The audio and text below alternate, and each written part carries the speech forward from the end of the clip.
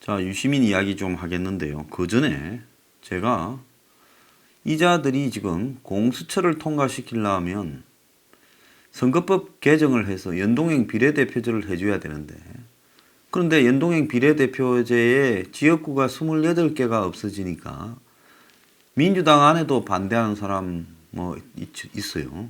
그러니까 통과가 쉽지 않을 것 같으니까 문제는 국회의원 정수를 한 30명 늘려버리면 지역구 없으신 사람 하나도 없잖아요. 그럼 니 좋고 나 좋고 하니까 하자, 이렇게 해서 타결할 수 있을 건데, 지금 이 선거법을 지금 공수처법 등과 연동해서 하려 하니까 호남에서 지금 평화당이나 이런 쪽에서 지역구 없어지고 이러니까 반대가 심해요. 민주당 안에도 마찬가지고요. 그러니까 이제 의원 학대하자 이야기가 슬슬 나오고 있습니다. 그래서 여권에서 자기들이 총선을 앞두고 한 게 뭐 있냐 했을 때 패스트 트랙을 통해서 검찰 개혁, 좀 웃기는 소리지만 이 법 통과시켰다, 연동형 비례대표제 도입했다, 이게 성과다 이러려면 지금 민주당도 그거 해줄라 한다는 거 아니겠습니까? 이제 그렇게 될 때 한국당도 의원 정수 늘리는 데는 반대 안 할 가능성이 있어요. 밥그릇만큼은 철저하게 의견이 일치하니까요. 이제 그 이야기가 살살 나오고 있습니다. 자, 제가 요즘 그 유시민 이재명이라고요, 이제 디지털 포렌식의 전문가인 그 김인성이라고 있습니다. 서울대 물리학과 다니다가 중퇴하고 컴퓨터공학과 졸업했고 전 한양대 컴퓨터공학과 교수인데요. 이 친구가 저하고 고등학교 동문이고 또 대학교 같은 하숙집에 있고 지냈습니다. 자, 이 김인성이라는 친구가 이 책을 써서, 자, 이재명은 여기서 이제 자기가 지지하니까 넣은 거고, 유시민과 비교해서 유시민이 어쨌든 어떤 짓을 하면서 살아왔는가를 낱낱이 이 책에서 지금 고발하고 있습니다.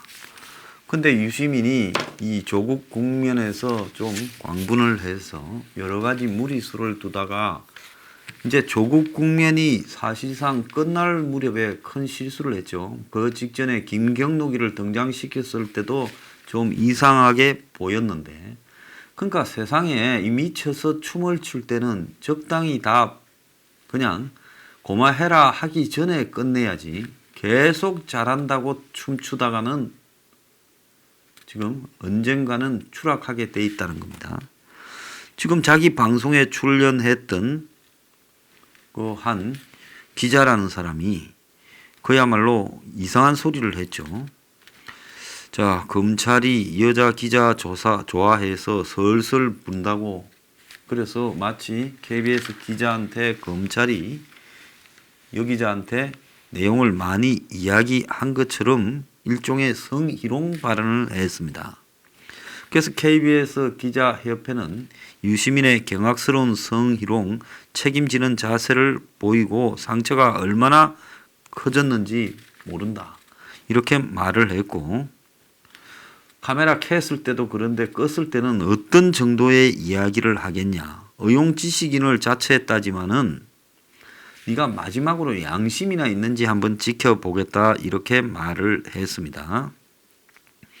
그래서 KBS 여 기자회도 여성 기자의 취재에 대해 순수한 업무적 능력이 아닌 다른 미모나 이런 걸 활용해서 취재했을 거라고 그 폄하하는 성차별 관념에 대해 지금 용서할 수 없는 모욕이다 했고, 한국 여기자협회도 나서서 성희롱 발언을 묵과할 수 없다라고 말을 했습니다.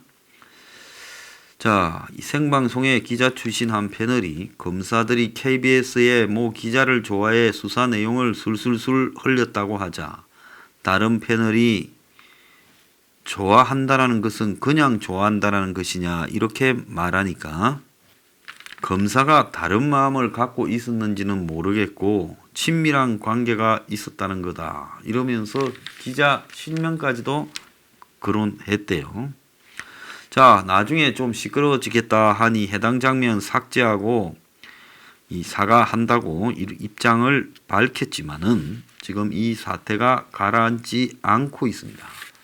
그런데 이 직전에 KBS하고 유시민이가 김경록이 문제로 대기 이렇게 시끄러웠는데 그때 KBS 사장이 유시민이한테 빌빌 기는 모습을 보고 기자들이 기분이 굉장히 나쁜 상태에서 지금 이런 사태가 발생을 했습니다.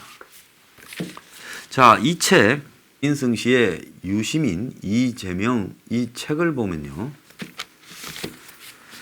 지금 이 책에 유시민을 한때 자기도 굉장한 사람처럼 생각을 했는데 유시민이 학생운동 하다가 이렇게 가서 당시 술술 동료들을 고발한 내용 부분 이야기가 나오고 있고요.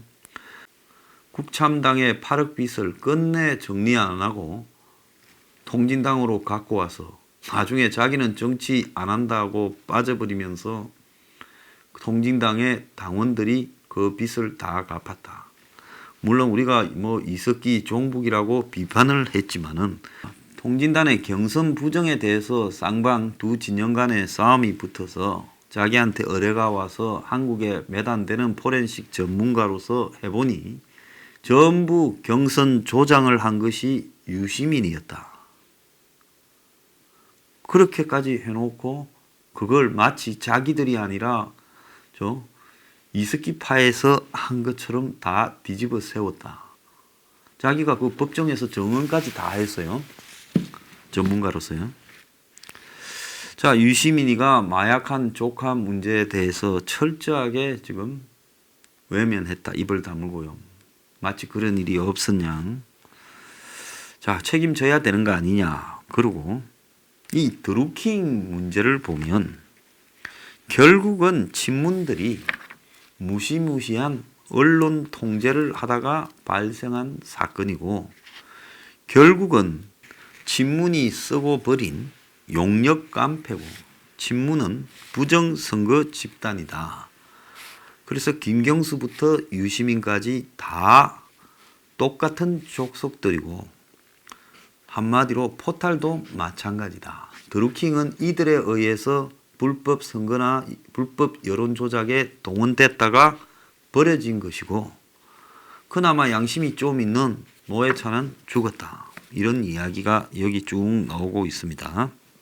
적어도 뭐 이 책을 쓴 김인성 씨가 유시민을 지금 과거에는 좋아했다가 지금은 반대하고 이재명을 좋아하는 그런 그 개인의 어떤 정치적인 성향이 반영되어 있는 책은 맞지만은 적어도 드루킹 사건이라든지 나아가서 지금 통진당의 경선 조작과 관련돼서 유시민 그 친노 세력들이 벌인 공작이라든지 한마디로 경선 조작 공작이라든지 또 유시민이라는 사람이 자기가 당을 하다가 안 돼서 합당하자면서 개인 빚을 끌고 와서 각자가 진 빚은 각자가 정리하자 했는데 끝까지 확인서를 안 쓰고 버티다가 나중에 자기는 경선 조작으로 더 이상 이 통합진보당에 있을 수가 없게 되니까 정계 은퇴했는데 지금 많은 사람들은 유시민이 국민참여당을 했는지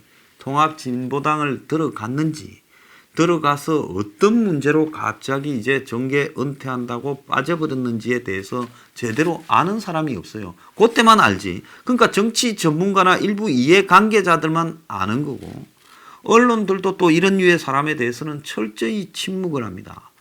그러니까 국민참여당 한다다가 지금 당시 이 민주당의 본류, 친문계층의 2010년 김해 선거 등으로 엄청나게 분열시킨 장본인으로 욕을 듣고 그래서 국참당이 선거 다 지고 되는 게 없으니 이제 당을 해산시켜야 되는데 이런 많이 벌려놨어요. 전번에 제가 VIK 이철 같은 사람이 그 유시민 국참당에서 펀드를 통해서 또 돈 모으는데 재주를 발휘했다 하지 않았습니까? 또 그 이철 밑에 의정부 지구당에 있고 기초원 나갔던 여자가 지금 청와대 들어가 있다고 제가 청와대가 입장을 밝혀라 이 진실 여부에 대해서 확인하라고 말을 하지 않았습니까? 자, 그리고 이 이철 다단계 금융사기범 이철과 그리고 유시민과의 관계가 보통 가까운 관계가 아니었다고 또 제가 이야기를 하지 않았습니까?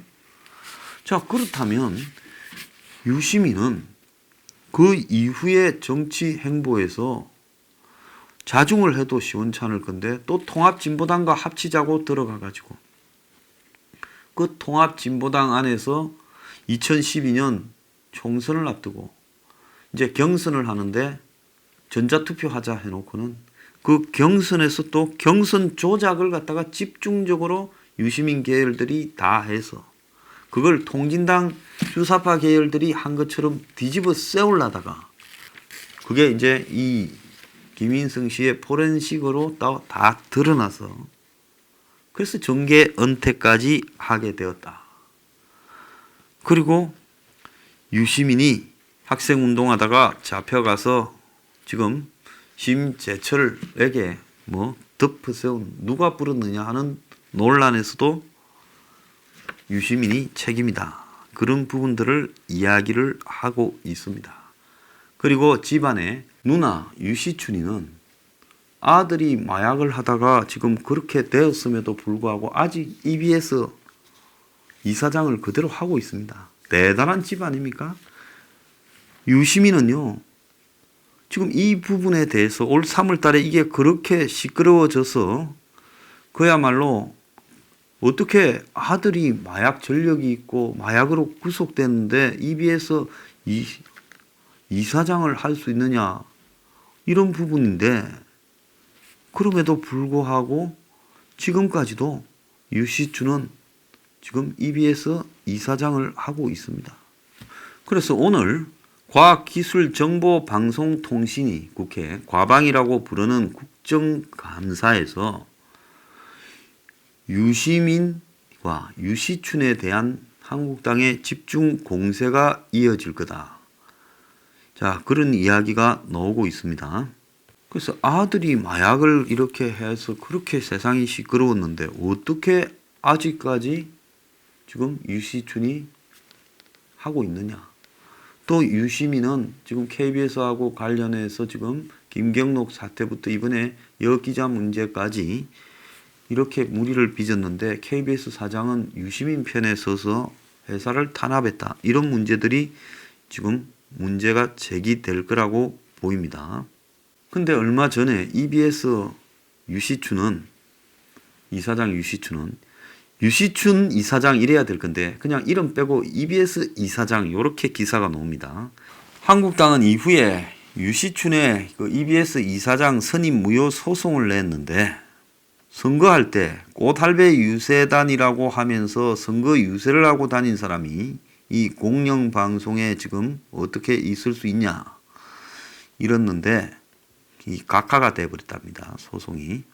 각하의 명분은 한국당이 소송 낼 자격이 없어서 판단이 불가하다. 이렇게 이야기를 했습니다. 자, 그래서 유시민, 이재명 이 책은 좌파 진영 내부에서 서로에 대해서 고발하는 내용입니다. 그렇기 때문에 뭐 이 진영 논리로 바라보면 이 책은 볼 필요가 없어요. 진실로 바라보자면 좌파 진영 안에서 좌파 포렌식 전문가가 컴퓨터 공학 전문가가 얼마나 조작을 해댔는지를 친문의 드루킹 사건 또 유시민 일당이 이 저지른 그 국민참여당에 물론 유시민이 직접 개입하진 않았습니다. 유시민과 관련 있는 측근들이 했죠. 국민참여당의 이 총선, 경선, 조작 의혹 또 더 나아가서 국민참여당과 통진당의 합당 과정에서의 유시민의 형태 그리고 유시민의 그 붙들려 갔을 때 과거 학생운동하다가 잡혀갔을 때의 행태 이런 부분들을 낱낱이 이야기를 하고 있고요. 특히 드루킹 사건과 관련해서 이 문 정권의 형태에 대해서도 이거는 그야말로 김경수 정권이 다 달라붙어서 부정선거했다라는 부분에 대한 이야기가 정리되어 있습니다. 그래서 디지털 포렌식은 과학이기 때문에 포렌식으로 바라봤을 때 누가 잘못했고 잘못하지 않았는가는 명백하게 드러난다. 자, 그런 측면에서 유시민이 지금 저렇게 마치 지식인이냐, 가는 데마다 사고를 치고 저래놓고 뻔뻔하게 의용지식인이라고 자처하면서 뭔가 조국 편을 든다고 나섰다가 이제 급기야 지금 기자에 대한 성적인 희롱까지 지금 저지른 상태가 되었습니다. 자, 유시민요. 이제 당신은 좋게 이렇게 사라질 타이밍도 놓쳐버리고 이제 노추가 이제 누적되어서 이제 남은 것은 오욕밖에 없을 것 같은데요. 이쯤에서 부끄러운 줄을 알고 그만하는 것이 좋다고 저는 보고 있습니다.